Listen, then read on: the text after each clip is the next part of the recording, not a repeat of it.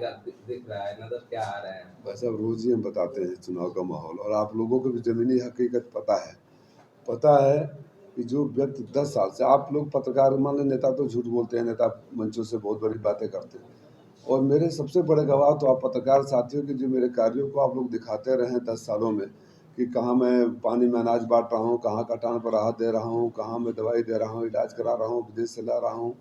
तो 10 साल से कोई सुख दुख ऐसा नहीं जब मैं नहीं था। तो स्वाभाविक है, आप पत्रकार हैं, आप भी परिवार की देख रेख अगर 10 साल तक कोई करता रहेगा तो आप उसी को आशीर्वाद देंगे, उसी को दुआ देंगे। तो कोई बड़ी बहस की गुंजाइश में बात नहीं है। लोगों की दुआएं पार्टी लाइन से टूटकर, जात से टूटकर, मजहब से टूटकर मेरे साथ हैं। हर लोग चाहते हैं कि इस बार राजू राय का बनता है, राजू राय को आशीर्वाद दिया जाए। लेकिन जनता में ये है कि आप कभी जनता के बीच नहीं जाते हैं, और अभी कोरोना काल में भी आप नहीं थे, तो आपका इसमें क्या कहना? आप किस ग्रह से आए हैं भैया? जी, किस ग्रह से आप आए हैं? शहर से ही। मैं कोरोना काल में आए? लोगों का कहना है, हम नहीं कह रहे, लोगों का कहना है कि आपको मैं प्रणाम करता हूँ। ये आपके अलावा जितने ये दिखाइएगा, आपके अलावा जितने यहाँ पत्रकार साथी बैठे हैं, सबके लाइब्रेरी में दवाई बांटते, ऑक्सीजन बांटते, राहत सामग्री बांटते, लोगों का इलाज कराते, कोरोना काल में विदेश से लाते होंगे। आप कह रहे हैं कि लोगों का कहना है कि आपको दिखते नहीं है। मेरे साथ क्या वो दूसरे प्रकार से दिखते हैं आपको? को छोड़ के बात करिए। कब नहीं दिखता हूँ, कब नहीं दिखता? आम जनता के बीच में कोई भी मामला हुआ, एनआरसी का मामला हुआ, उसमें लोगों ने शिकायत की है। मैं ये पर्सनली नहीं कह रहा हूँ, लोग गलत बात कर रहे हैं। एनआरसी के मामला में टीवी से लेकर जमीन तक मैं ही चला, मैं वीडियो दे दूंगा, ठीक है ना? अब वो कोरोना काल में माइनॉरिटी से हैं अपना, माइनॉरिटी के बच्चे विदेश में मलेशिया में फंसे हुए थे, कौन लाया? वो माइनॉरिटी के बच्चे थे ना। अभी भी अली बिल्डिंग में काम करते हैं, अभी भी जाकर उनसे पूछ लीजिए। जो आदमी कोरोना काल में लॉकडाउन में विदेश से बच्चों को लेकर चला आता हो, आप बैठे हैं बाहर, जाइए देखिए, उनका रोज यहाँ मरीजों का इलाज होता है माइनॉरिटी का। मैं चाहिए तो लिस्ट पकड़ा दूँ, माइनॉरिटी के जितने गरीब हैं सबका यहाँ से इलाज होता है, सबके यहाँ दवाइयाँ मुफ्त दी जाती है। कहीं तो मैं लिस्ट पकड़ा दूँ। अभी एक मार्केटिंग करने नहीं आया, मुझे मार्केटिंग करने नहीं आया, क्योंकि मुझे लगा कि एक तो जो माइनॉरिटी के लोग होते हैं रिलीजियस मामलों में काफ़ी मतलब अपनी सेक्रेसी बना के रखते हैं। भाजपा वालों की तरह दुकान नहीं चलाते हैं कि मैंने नेताजी 4 केला दिए और 8 नेता खड़े हो गए हैं अस्पतालों में।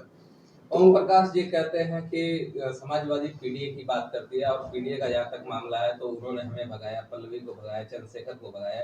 क्या कहना चाहेंगे कि कह रहे थे कि अगर उनको पीडीए को साथ लेना होगा तो हमको? अच्छा, उनको बसपा ने भगाया, उनको भाजपा ने भगाया, उनको सपा ने भगाया, उनको कांग्रेस के दराज विद्युतकार भगाया, उनको ओवैसी ने भगाया। वो किसी का है नहीं। जो लोग किसी के नहीं, वो हमारे भी नहीं होंगे, आपके भी नहीं होंगे। घोसी लोकसभा सवर्ण बाहुल्य क्षेत्र में लगातार यहाँ से भूमिहार समाज के बड़े सांसद हुए हैं। ऐसे में ओपी राजभर लगातार ये दावा करते रहे हैं कि आपके समाज का साथ ही आपको लेंगे।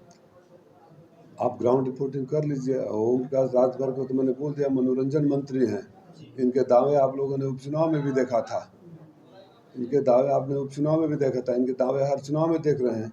ओम प्रकाश की मैं हकीकत खोलता हूँ। अब वो बार बार 2014 का मेरा वोट आप लोग को ज्ञान दिलाते हैं। आज से 10 साल पहले, और मैं पहला चुनाव लड़ा था और मेरा नया अनुभव था, और उस समय के हालात भी कैसे थे आप सब लोगों को पता है।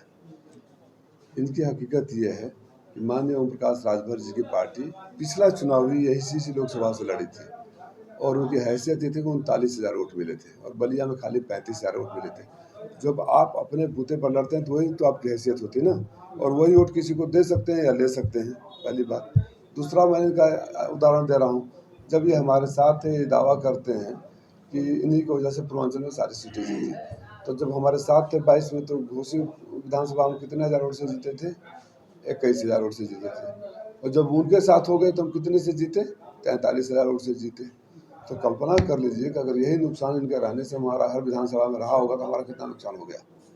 सर लोग कह रहे हैं कि ओम प्रकाश राजभर के बेटे अगर चुनाव हार गए तो ओम प्रकाश राजभर फिर से इंडिया में आ जाएंगे, इंडिया गठबंधन में। आप लोग उसको फिर से स्वीकार करेगा इंडिया गठबंधन? ओम प्रकाश तो हार ही रहे हैं, उनके बेटे हार ही रहे हैं। और जो सबसे पहली बात होगी, 5 तारीख से माननीय ओम प्रकाश राजभर जी अपने मुखार बिंद से उन फिर वो गालियों का प्रसारण शुरू कर देंगे, माँ बहन और जूते मारने वाले की, जो लगातार करते रहे भारतीय जनता पार्टी के कार्यकर्ताओं को। लगातार वो गाली देने का काम किए, फिर गाली देंगे। माइनॉरिटी के बीच में जाते हैं ओम प्रकाश जी और कहते हैं कि हम जो है बुनकरों का पासबुक जो बिजली है फ्री कर देंगे। जबकि उनके आज जिनसे अलायंस है बीजेपी से, उन्होंने बुनकरों के पासबुक को खत्म किया। अच्छा, इससे पहले भी मंत्री थे, पहले भी विधायक थे, विधानसभा में एक बार ये सवाल उठाए हूँ, चुनाव में आए, इनके हाथ में है ख़त्म कर देना, इनके हाथ में है।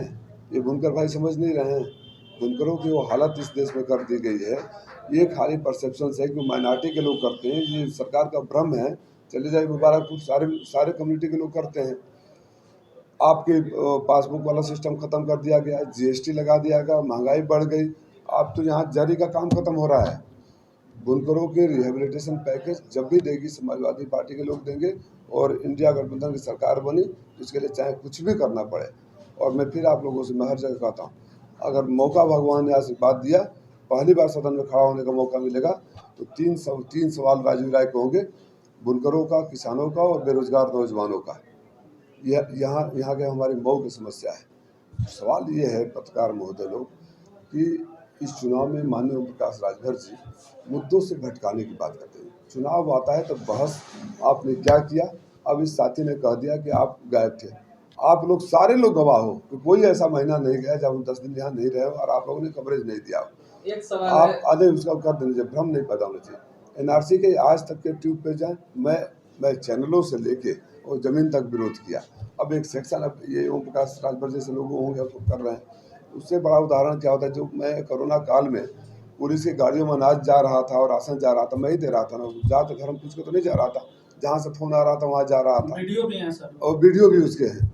और तो इससे बड़ा झूठ का प्रोपेगेंडा क्या हो सकता है कि लोग ये कहें कि आप नहीं रहते हैं, नहीं थे। राय साहब एक सवाल बहुत इम्पोर्टेंट है। कल जो है, एक हफ्ता पहले व्यापार मंडल की मीटिंग हुई थी, जीएसटी को लेकर उस पर कुछ सवाल उठाए गए थे, और कल जो यहाँ के सबसे बड़े सम्मानित ताजिर हैं जमाल अर्पण के यहाँ पूरे दिन छापा चलता रहा जीएसटी का।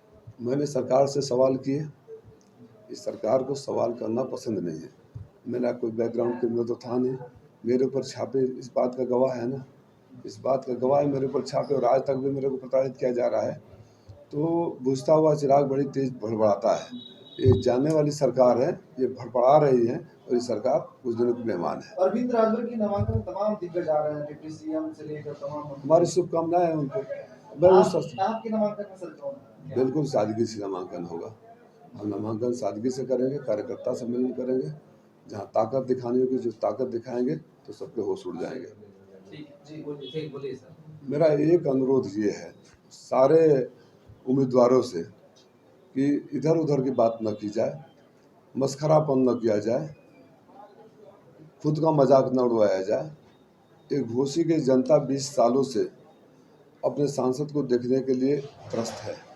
घोसी में विकास नाम की चीज़ ठप गई है, तो यहाँ बेरोजगारी, यहाँ कोई उद्योग कारखाने नहीं है। खाली बहस इस बात पर हो कि घोसी के मुद्दे क्या हैं, और मुद्दे के लिए समाधान के लिए आपके पास क्या प्लानिंग है, और आपने घोसी के लिए क्या किया है।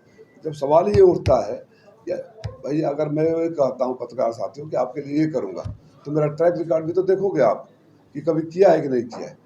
क्योंकि कोई सवाल ये न करे कि आप कहाँ थे, आपने क्या किया घोसी के लिए। इसलिए मुद्दों को भटकाने की बात हो रही है, उल जुलूल की बातें हो रही है।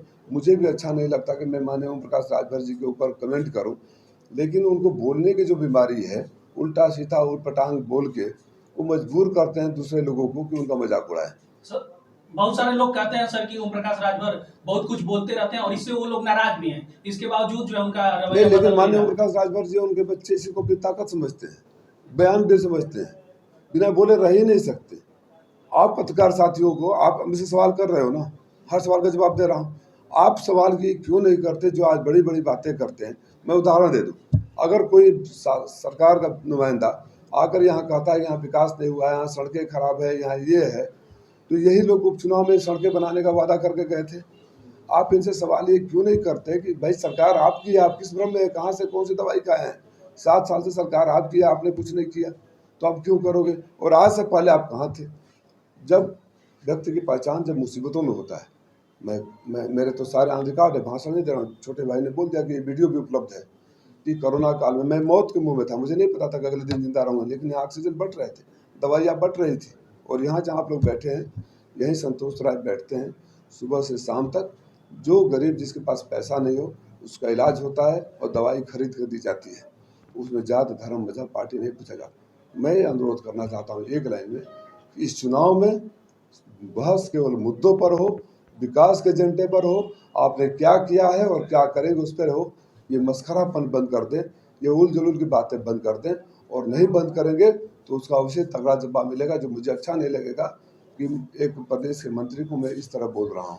आखिरी सवाल, नामांकन कब होने जा रहा है आपका? नामांकन कल होगा, 11 बजे होगा। उसके बाद RS पैलेस में हमारा कार्यकर्ता सम्मेलन होगा। नामांकन करने के बाद मैं अपने कार्यकर्ताओं को संबोधित करूंगा और आप सब उसमें आमंत्रित हैं। ठीक है, थैंक यू।